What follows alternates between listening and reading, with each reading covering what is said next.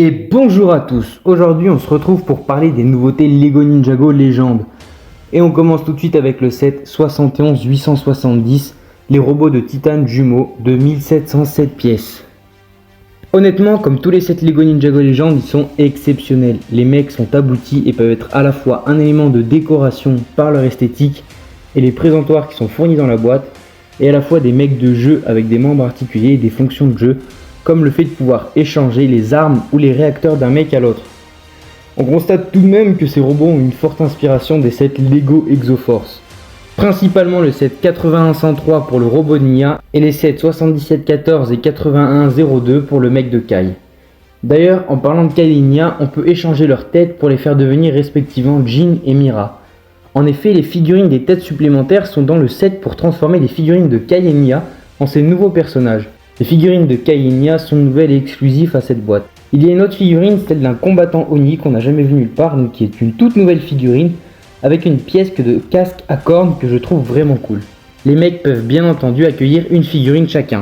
Passons au suivant qui est le set 71-871, le combat à la lame du dragon qui contiendra 1016 pièces.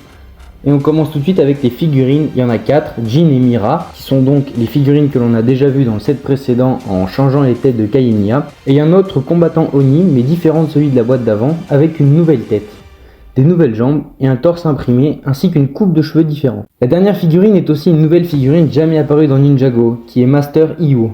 La construction est un diorama à 360 degrés, il est constitué de 4 éléments. Un crâne de dragon similaire au crâne Lego Jurassic World, notamment par la couleur du squelette, avec une lame dans la bouche. On retrouve aussi également un robot où on peut mettre la figurine du Oni et un dragon. Le robot Oni est simpliste mais conserve un bel aspect. En revanche, le dragon est vraiment cool avec une nouvelle impression de tête et un corps créé dans la longueur plus que dans le volume. Le dernier élément est la base du diorama avec des contours noirs comme dans les précédents sets Lego Ninjago Legend, que ce soit le robot de Kai ou le dragon vert. Le robot et le dragon s'attachent au crâne et à la lame pour créer une scène d'action et le tout repose sur la base du diorama. Ce diorama est parfait entre la scène d'action, la vision à 360 degrés et le design général qui est très bien réussi. Le dernier set est le combat de l'Ultra Dragon 71-872 pour 2178 pièces. Cela ne vous aura pas échappé, ce set est un remix du combat final de la saison 1 et du set 94-50. Comme le set précédent, c'est un diorama à 360 degrés constitué de 2 éléments.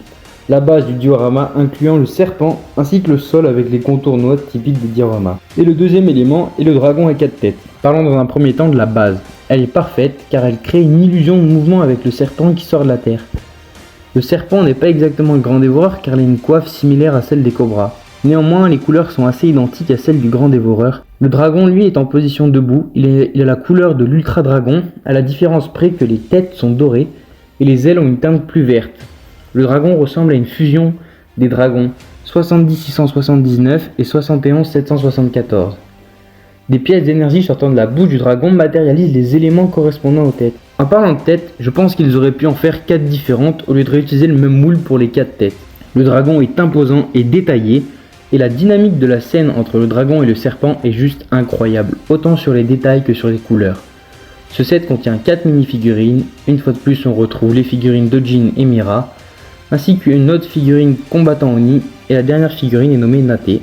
Elle possède un costume noir, du chapeau jusqu'aux jambes, sauf la tête, qui est de la couleur jaune habituelle. C'est tout pour les futurs sets. Si vous voulez voir les autres correspondant à la série principale, je vous invite à aller la suivre sur ma chaîne. Je précise que cette vidéo est basée sur la vidéo de la chaîne Master of Bridjitsu qui révélait les nouveautés Lego Ninjago, Legend et celles liées à la série. Vous pouvez évidemment retrouver le lien de sa chaîne en description. Sur ce, je vous remercie d'avoir regardé et à une prochaine.